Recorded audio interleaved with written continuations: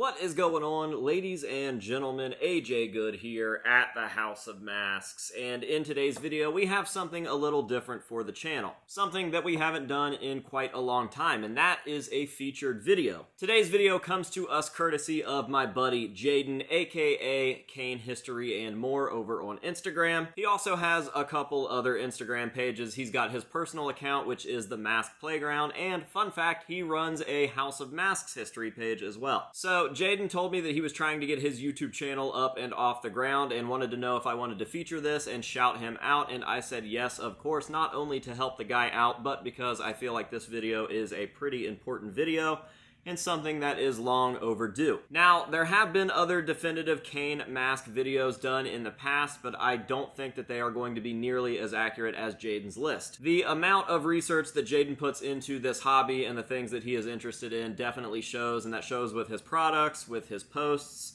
and with this video. So if you guys like what you are about to see, make sure to go down to the link below in my description as well as the pinned comment. Check his channel out, subscribe, give him some love, all that good stuff. And without further ado, here is your definitive Kane mask video. Enjoy.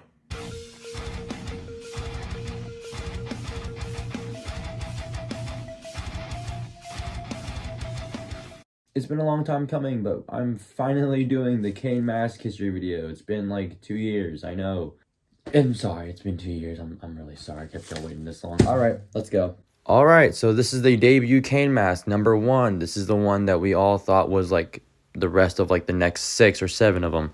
This mask would be worn by Kane from 1997 up until 1998. It was made by Matthew Mansour and is one of 3 of the only Kane masks made by Matthew Mansour. Now, this mask has clearly gone through some changes since it debuted, debuting a candy red with those signature black stripes, with that very noticeable dent on the right side of the mask. But later down the line, I'm assuming that Glenn Jacobs had decided that that dent was digging too far into his face, and he had contacted Matthew to fix it for him. So, along with these buffed out edges on the mask, you can also see some red stitching form at the base of the nose and the base of the V in the forehead. The current location or whereabouts of this mask are still unknown. It hasn't been seen since 1998, but we can assume that it is probably in rough condition just based off of the last photos of this thing, it being just completely discolored. The black is almost completely all over, and it's just almost faded completely in red. The second Kane mask, also made by Matthew Mansour. This mask was used from 1997 to 1998, and was actually made at the same exact time as the debut mask, actually appearing during house shows with that cape that Kane also used to wear for maybe 2 or 3 appearances. The most notable appearance of this mask would be WrestleMania 14 when he fought The Undertaker. And as you can see, just as the debut mask, it is also turned very dark blood red. And now moving on to the third mask, also made by Matthew Mansour, and the last mask made by Matthew Mansour. This mask is probably the most popular and most favorite out of the first original 3. Debuting this mask at Hell in a Cell in 1998. Unlike the previous 2 masks, this mask was actually made with those nose and forehead stitchings already added on first thing. These nose and forehead stitches are actually used to keep the mask in shape so the mask wouldn't deform over time, or at least get flat over the course of time in him wrestling in this thing. The current location of this mask is actually known. It was purchased by the WWE from Glenn Jacobs during the WWE Most Wanted Treasures show. They had actually mislabeled this mask as Kane's second mask, which it is actually, of course, the third mask. Kane's fourth mask would be the first mask to be made by Terry Anderson in 1999. Terry Anderson would be the Kane mask maker from 1999 up until the Imposter Kane gimmick. This mask having a new maker means it's structurally different. It's much thicker, much broader, and has more defining features in the nose, mouth, and brows. Starting from a very rich cherry red, again going to that more darker faded color. Kane didn't wear this mask too much. He would often change this mask out with his 5th mask pretty often, so this mask was never really used in ring too often.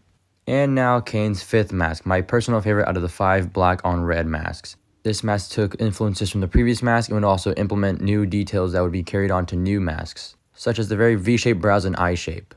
Me personally, I really dig the shape of this mask, specifically the line detail on this mask. This mask again started off very bright, very vibrant, and of course was actually used very much from 1999 up until 2000.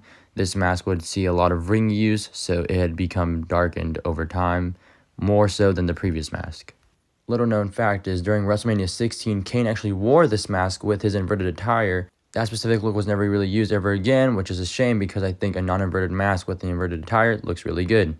And now we have the 6th Kane mask, also known as the inverted Kane mask. This is probably one of the most iconic Kane masks ever. This is the first time we would ever see Kane stray away from the traditional black on red look, and now we're getting an all black mask with red stripes. First showing up in mid 1999 and then wearing it all up until mid 2000. The shapes on this mask were very specific. The brows and eyes and nose were very sharp, with the bottom of the mouth having a very distinct curve. Because of the extensive use of this mask for almost a year and a half, the color on this mask had faded to almost complete black. Now on to Kane's 7th mask, the SummerSlam mask. SummerSlam 2000, my favorite Kane mask ever. This mask is probably one of the most seldomly seen masks ever. It was only used once, but it was seen twice. This mask was made specifically for SummerSlam 2000. It was given a really unique paint job with having 2 stripes go through the mouthguard instead of just 1. The forehead brows actually connected at the ends. And there's a really infamous picture of Kane bleeding from the forehead, where this mask is torn in half from The Undertaker.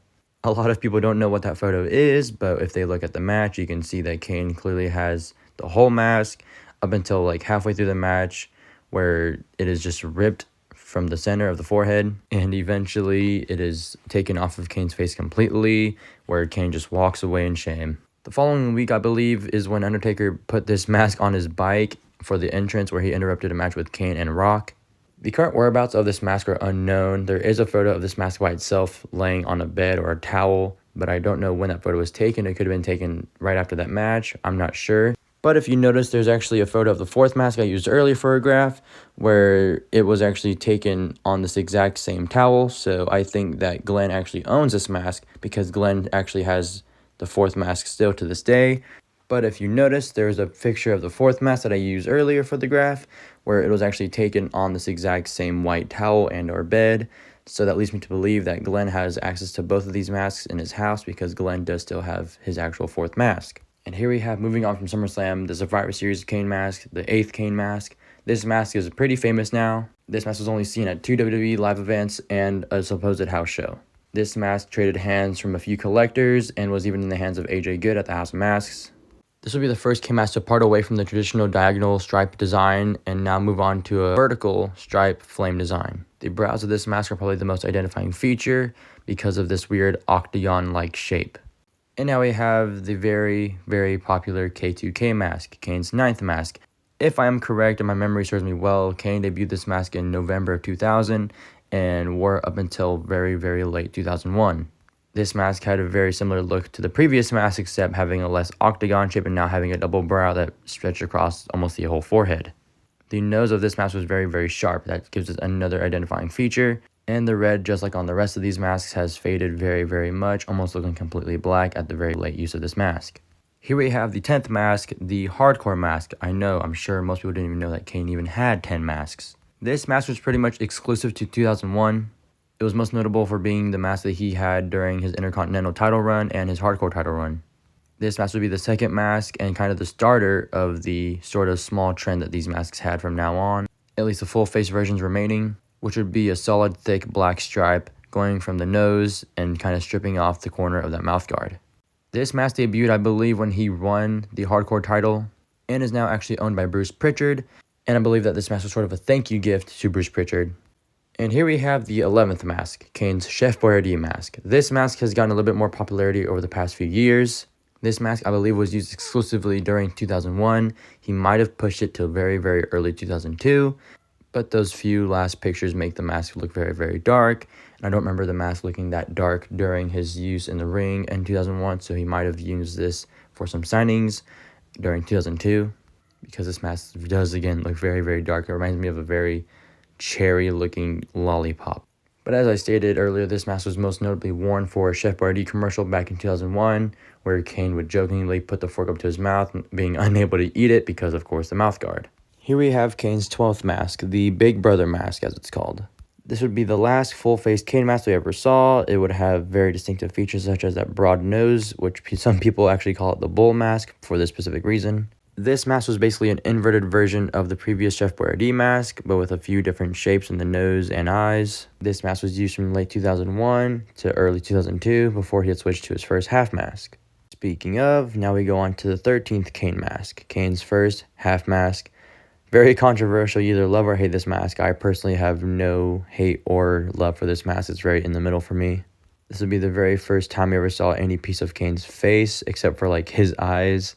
This mask in particular had some very wild flame design with some gold stitches, with some very dark red around the nose and brow, which over time would be faded out and would now look a solid color of red. Up until late 2003, where the mask has started looking very dark, very gritty, and very flat. Because there's no bottom half of the mask really holding it together, this mask had gotten very flat over time over Kane's face. This mask is now currently owned by the WWE. We haven't seen it displayed in a while, but I'm hoping that we get to see some new recent photos of this thing come to light. Here we have the debut Imposter Kane mask. There were actually 3 Imposter Kane masks. This is the, I guess, second most well-known one, which is the debut version, the version that he had only for the debut and with the terrible haircut. The Imposter Kane masks were very noticeable by having that center mouth strip go all the way past the chin. This mask is very identifiable as the debut Imposter Kane mask by that rounded off nose and that center mouth strap going all the way past the chin. This mask was also used for a promo that Kane did against Rey Mysterio and was also used for the resurrection photos where it would actually be burned in those videos and is now actually owned by AJ Good at the House of Masks. The mouth guard for this mask is actually being displayed, or was at one point displayed with the 03/02 Kane mask, which made it look very goofy. They haven't displayed it with that mouth guard since, so they've probably either tossed it or they just left it to rot in a bin. Here we have the second Imposter Kane mask, or the main Imposter Kane mask. This mask was used for the duration of the rest of this storyline and was only identifiable by this very triangular shape that it had on the nose.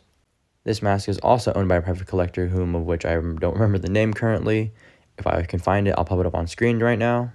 Since these masks weren't really used that much, the discoloration on these masks weren't too severe. It has clearly changed color, but not too bad. Here we have the third Imposter Kane mask and the last mask to be made by Terry Anderson. This mask was never used in ring because it was melted in a microwave by the man who played the Imposter Kane character, Luke Gallows. Terry Anderson told me the hilarious story of how he tried to dry it off by just sticking it in the microwave and just cooking it basically and melting the leather. The next 4 masks on this list I will not remember the name of, but I will try my best to pop them up on screen. Here we have a prototype for the welding mask that Kane will debut during his resurrection era. Not too many photos of this thing exist, although I do know it is actually owned by a private collector on Instagram. And it does have a different shape than the one we'll later see. Here we have the real welding Kane mask. This mask would have a much more defining shape, more defining brows, and more slimmed down head.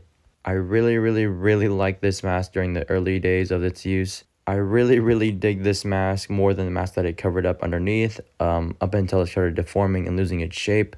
Speaking of, here's the prototype for that mask, actually. This is a prototype for the resurrection mask. It has a very orangish color to it. It looks like a worn out like baseball mitt. It looks a lot smaller than the one that he would actually end up using and is now owned by, I believe, a private collector because it has a signature on it. Anyway, here is the real resurrection mask. It was bright candy red. I really love the way this mask looked for the first week it existed. Kane was still using that black makeup, but he had over time changed that to a weird red acrylic paint makeup. I really like this mask and I really like the short gimmick that he had with it. The resurrection era was very short-lived and it wasn't used right, but I do love how this mask changed from a very bright red to a very dull and grimy orange. With the wig hair looking increasingly worse over the years, Glenn only uses this for signing events. And now on to the Demon Kane latex copies. There are way too many of these things to document in one video. There are probably like hundreds of these things, if not more. There are too many to make. I'm assuming that they're easier to make since they are latex. You just do a pull them out, paint them however you want, and then just give them to the guy. These demon masks are made by their own company, not any other previous maker that I've listed before. And these are the Kane masks that we have seen Kane use for the past 10 or so years. He first debuted one of these latex demon masks in 2012, and he has recently used them up until 2019 and 2020. Some of them look greater than others. I prefer the ones that have more black exposed than the ones that are just pure red. But I know to a lot of people and fans that this mask just doesn't do anything for them. It's just a matter of lighting and photo. Oh, you thought we were done. No, we're not. We still have a few more to go. This here is a prototype mask that Matthew Mansour made. I know that my friend Frankie Spradlin owned this prototype for a little bit. This mask was basically just an inverted cane mask with somehow less detailed brows and without a mouth guard. It has holes for stitches for a mouth guard, but it just doesn't have a mouth guard. For this next piece, I have no photo or video or any sort of written documentation of this mask except for Terry Anderson's word. She had claimed that she had made a prototype for the SummerSlam 2000 mask. It was basically the same exact template, same exact look, except it was just all black. So you can just use your imagination for that one. And last but certainly least on this list is the ski mask. Kane used a ski mask in 1998. He used it on TV and also for just getting around without being too recognized, or at least not being seen on the streets. Here are just a few little oddball headgears and hats. Kane used, of course, the Undertaker's entrance gear, that white towel, a Santa hat, black towel, a Russian, or at least what I think is a Russian cap, and a bucket hat. This was the definitive Kane mask history video, starting from the very common mask that we see from day to day, or at least that we think of when we think of Kane, and some really niche, not known stuff like prototypes or just one-time use things. I try to cover everything I possibly could think of as a Kane mask. And I hope you enjoyed this video. I hope you learned something new. I hope you just took away something that you didn't know before. I'm sure there's more Kane masks than you thought there were. And with that, thank you for watching. Later.